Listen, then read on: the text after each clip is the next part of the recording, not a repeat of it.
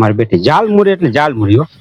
અત્યારે આ જાલમુરી એટલી વાયરલ થઈ ગઈ છે ને કે વાત પૂછો. મારો બેટો આમાં પાછું એવું છે, આ જાલમુરી ખાય ને એ ચૂંટણી જીતે. આનો ટ્રેન્ડ છે અત્યારે. કોનો ફોન આવ્યો? આ ભગા સરપંચ નો ફોન આવ્યો. આ એની મને 5મો ફોન છે. આને શું આટલું બધું કામ હોય છે મારું એમાં ગામમાં કોઈને કામ નથી કરતો, આને જ મારું કામ કરે. બોલ ગાય ઉપાડું જ ખરો. હા ભગા સરપંચ બોલ બોલ બેટા બોલ. એ ભૂરા કાકા, હું એમ કઉ છું કે ક્યાં હતા તમે? અત્યારે શું કરો છો? એ ચૂંટણીની તૈયારી કરું છું બેટા, ચૂંટણીની તૈયારી કરું છું. એ કાકા બેદી ગામમાંથી આગો પાછો થયો ત્યાં તો ચૂંટણીની તૈયારી કરવા માંડ્યા. એલા જાલમુરી ખાવ છું, જાલમુરી એટલે ચૂંટણીની તૈયારી જ કહેવાય ભાઈ. જાલમુરી ખાઈ ને એટલે ચૂંટણી જીતી જ જાય. એટલે આ ચૂંટણીની તૈયારી હાલે છે ભગા તારા સામે. આજે વખતે લડવાનું થાય જ છે ને આપણે. એ આ તો હું દવાખાને છે એટલે કાંઈ નહીં કાકા, તમે તમારે લડો ચૂંટણા લડો ને, અમે ક્યાં તમને ના પાડી છે. આ તો દવાખાનું છે એટલે કાંઈ નહીં. અહીંયા દવાખાને શું તારા ઘઉં નો ડાયટો છે અહીંયા? એ બનાવવાના ધંધા કરવામાં કાકા આખા ગામને ખબર છે, શું તમને ખબર નથી? ના બેટા મને કાંઈ ઠામુકી ખબર નથી. તારા હમ બસ ઠામુકી ખબર નથી. અહીંયા દવાખાને શું કરે તું? તમારી તો ગેરહાજરી જ વાત હોય કાકા. દવાખાનામાં કોઈ મજા ન કરતા હોય. અહીંયા હું દાખલ થયો છું, મારા હાહરિયા વાળા માર્યો છે ને એટલે.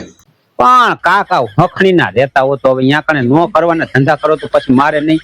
એમ નહીં, હાલ ને તને ભલે માર્યો કાંઈ વાંધો નહીં, તો મારે એવું કાંઈ ન હોય, મારે ખાઈ લેવાનું હોય. પછી ઓલે ભગી સરપંચ ને તેડવા જવાનું શું થયું? તેડવા ગયો તો નહીં તું? એ મારી ખોટી અણી કાઢોમાં કાકા 3 દિવસે દવાખાને પડ્યો છો અને તમને મજાક ખૂજે છે કાકા. અજાણ્યા થાવ છો.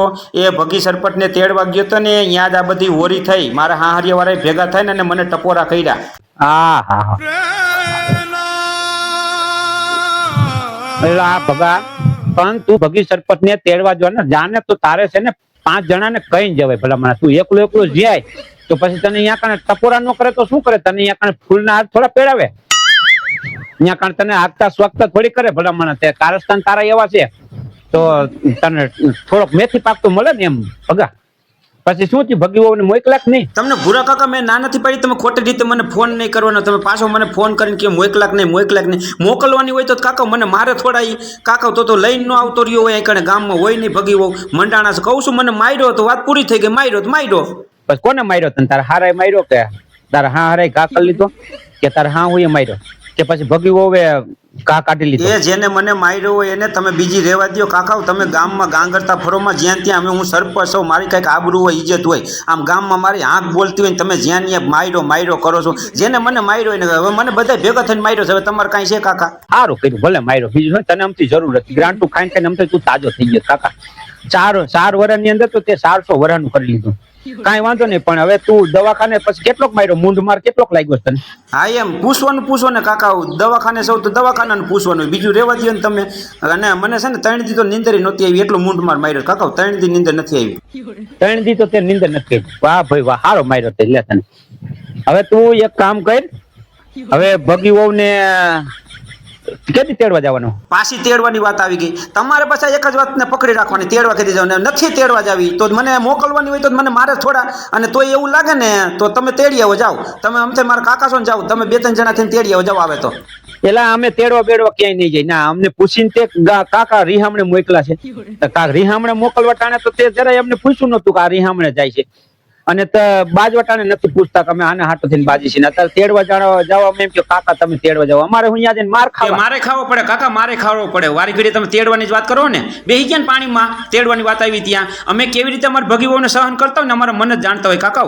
અને અહીંયા કણે માર ખાવો હોય ને તો જ તમે જઈજો. કેટલી બી હો થાય છે ને અહીંયા જાવ ત્યારે ખબર પડે. હવે તમે બીજી તેડવાની વાત ન કરતા, તમે બીજી વાત કરો, બીજી રહેવા દો. પેલા કાકા તું એટલો બધો ખારો તમામ થાય તારે ભગી વહુને તેડવા જવા જ પડશે.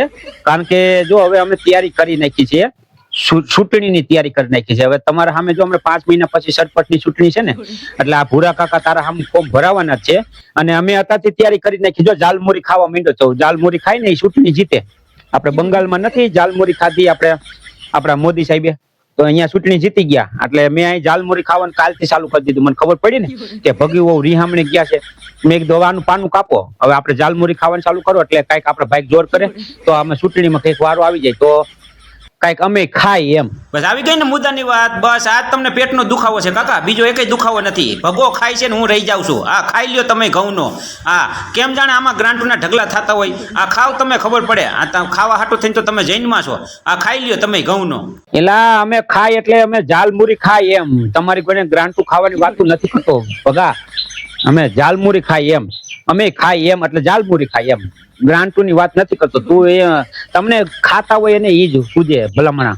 કમળો હોય ને એને પીરું જ દેખાય. તમે ગ્રાન્ટુ જ અત્યાર સુધી ખાધી છે ને એટલે તમને છે ને ગ્રાન્ટુ જ પૂજે. ઝાલમુરી ખાવ તું ભગી વહુ ને સાનમુનો તેડી આય ને ઝાલમુરી ખવડાય તો કઈક મારા સામે જીતવાના ચાન્સ છે થોડાક. અને નકર પછી જો અમે તો ઝાલમુરી ખાવાનું ચાલુ કરી દીધું છે. આ મોદી સાહેબે શીખડાવી દીધું ઝાલમુરી ખાઈને ચૂંટણી જીતે.